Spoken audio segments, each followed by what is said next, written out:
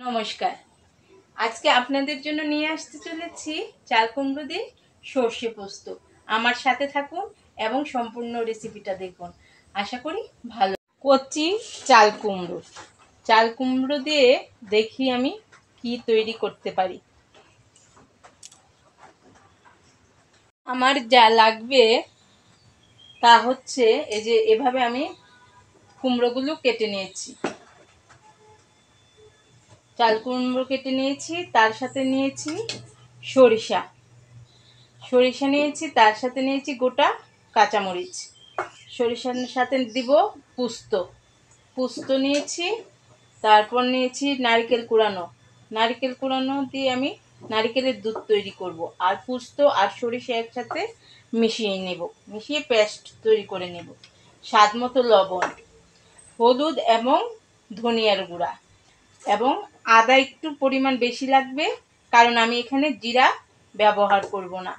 তারপর নেব এলাচ, তেজপাতা এবং পাঁচফোড়ন। নামানোর আগে আগে দারচিনি গুঁড়ো দিয়ে দেব এবং তার সাথে উপর দিয়ে সরিষার তেল ছড়িয়ে দেব। আমি একটু চাল কুমড়োগুলো একটু ভাপ দিয়ে নেব। তার জন্য কড়াইতে চাল কুমড়োগুলো দিয়ে দিয়েছি। তারপর সামান্য লবণ দিব।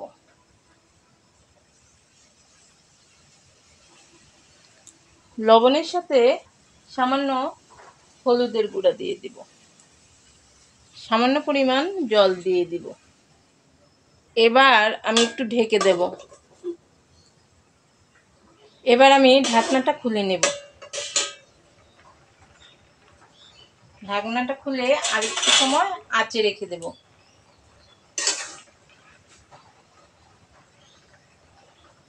এবার আমি নামিয়ে নেব। কড়াইয়ে সাদা তেল দিয়ে দিচ্ছি। সাদা তেল দিয়ে তেলটা গরম হওয়া পর্যন্ত একটু অপেক্ষা করছি। তেলটা গরম হয়ে আসলে আমি চাল কুমড়োগুলো আবার একটু ভেজে নেব।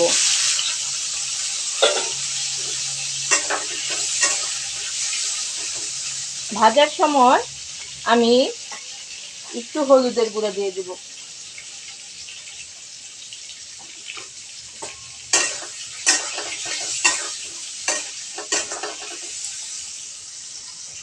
একটু ভাজা হয়ে আসলে আমি এবার নামিয়ে নিচ্ছি। পাঁচফোড়ন, তেজপাতা এবং এলাচ থেতো করে দিয়ে দিব।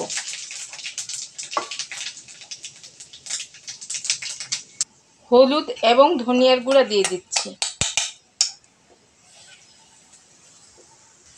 এবার নারকেলের দুধটুকু দিয়ে দিচ্ছি। নারকেলের দুধ দিয়ে একটু নাড়াচাড়া করে নিচ্ছি।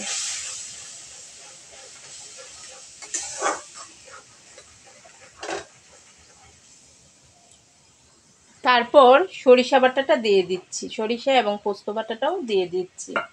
দিয়ে সামান্য জল দিয়ে দিচ্ছি। জল দিয়ে একটু আঁচে রেখে দিব আমি।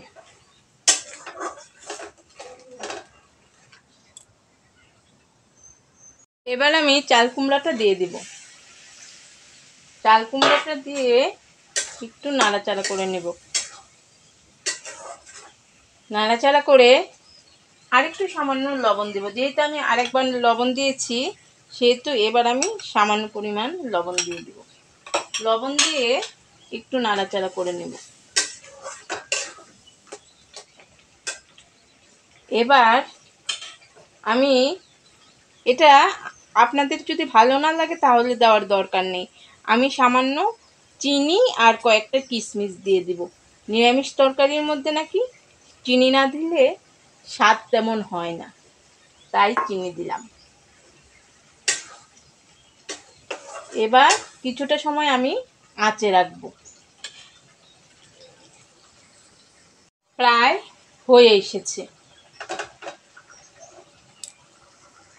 প্রায় হয়ে এসেছে, আর কিছুটা সময় লাগবে।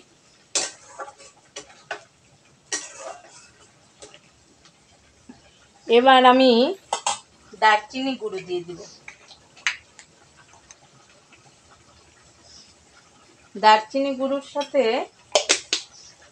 আমি উপর দিয়ে সামান্য সরিষার তেল দিয়ে দেব।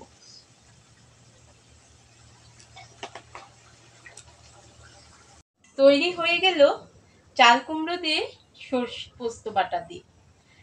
যদি ভালো লেগে থাকে রেসিপিটা কমেন্ট করে অবশ্যই জানাবেন এবং বাসায় তৈরি করে খাবেন, মুখের স্বাদ বদলাবে। এবং মাঝে মাঝে নিরামিষ তরকারি খেতে হয়, রান্নাটা করেই দেখুন না, আর আমার বিশ্বাস আপনাদেরও ভালো